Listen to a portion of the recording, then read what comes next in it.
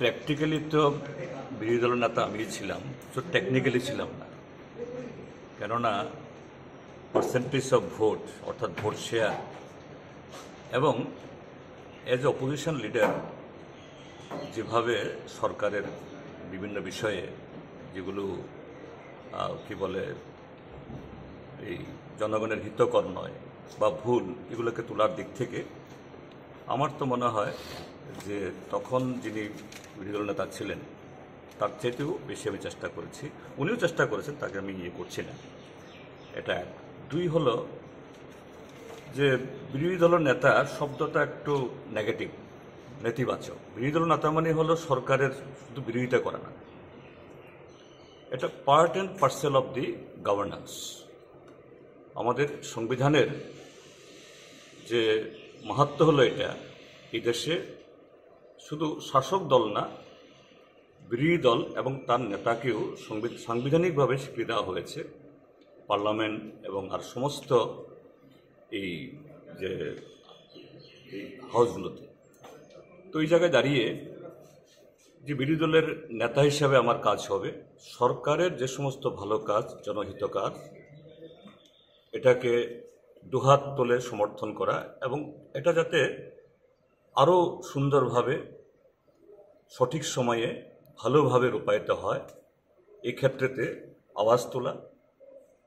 আর অন্যদিক থেকে শাসক দল স্বাভাবিক শাসক দল হওয়ার সুবাদে তাদের নজরের মধ্যে কোনো দুর্বলতা বা ত্রুটি থাকলেও এটা শাসক দলের পক্ষে এটা স্বীকার করা মুশকিল, বা শাসক দলের বিধায়করা তাদের নজরে পড়লেও এটা করতে পারেন না। তো বিরোধী দলের নেতা হিসাবে এবং বিরোধী দলের প্রতিনিধি হিসাবে আমার কাজ হবে যে সরকারের সমস্ত ভালো কাজের যেমন সমর্থন করা, ঠিক তেমনি যেখানে ভুল হচ্ছে, ভ্রান্তি হচ্ছে বা জনবিরোধী কাজ হচ্ছে এটাকে জনসমক্ষে তুলে ধরা। তো সেভাবেই আমার যতটুকু অভিজ্ঞতা অর্জিত হয়েছে এই হাউজের প্রায় 2 দশকের মেম্বার হিসাবে এবং সাংসদ হিসাবে, আগামী দিন এই ত্রিপুরা রাজ্যের 40 লক্ষ মানুষের স্বার্থে শুধু সরকারের বিরোধিতা করা না, মানুষের স্বার্থে সে বিষয়গুলো কীভাবে হাউজে এবং হাউজের বাইরে এটাকে তুলে উঠতে পারি সে চেষ্টা আমি চালাবো। যারা এর আগে সংখ্যাতত্ত্বের নিরিখে তৃতীয় দল থেকে প্রধান বিরোধী দল হিসেবে উঠে আসছে সিপিআইএম তথা বামপন্থীরা, এর প্রভাব লোকসভা নির্বাচনের মধ্যে পড়বে বলে মনে করেন? না, আমি এটা এই মন্তব্য করব না, নির্বাচনের সম্পর্কে কোনো বক্তব্য করবো না, এটা উচিত নয়। এখন কোড অফ কন্ডাক্ট চালু আছে। যারা এর আগে বিরোধী দল নেতা ছিলেন তারা কি তাদের সঠিক ভূমিকা পালন করেছে বলে মনে করছেন? না না, সবাই সবার মতো করে তাদের সর্বোৎকৃষ্ট যে কন্ট্রিবিউশন তারা পালন করেছেন।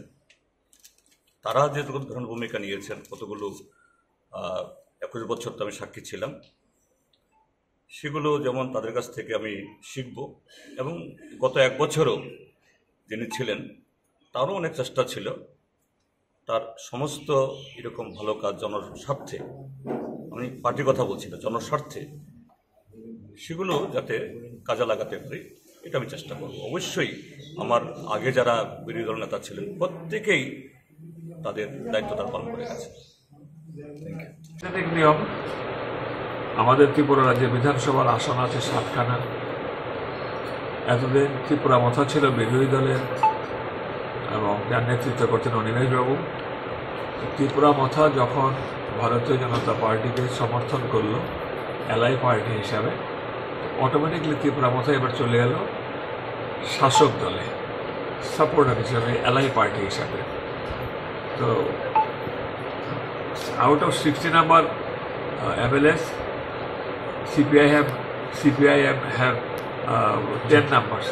তো সাংবিধানিক নিয়ম নীতি অনুসারে সিপিআইএমই এখানে বিরোধী দলের নেতৃত্বের মর্যাদা পাবেন এবং সিপিআইএম পার্টির গাইডলাইন হিসাবে ওনাদের চিঠি বলে যে ওনারা জিতেন বাবুকে বিরোধী দলের নেতৃত্ব পদে বসাতে চান, সেই মোতাবেক আমি আজকে স্বীকৃতি দিয়ে দিলাম জিতেন বাবুকে বিরোধী দলের নেতা হিসেবে এখানে আমরা ভূমিকা পালন করবে। স্যার, এটি কততম বিরোধী দল নেতা হিসেবে বলছেন?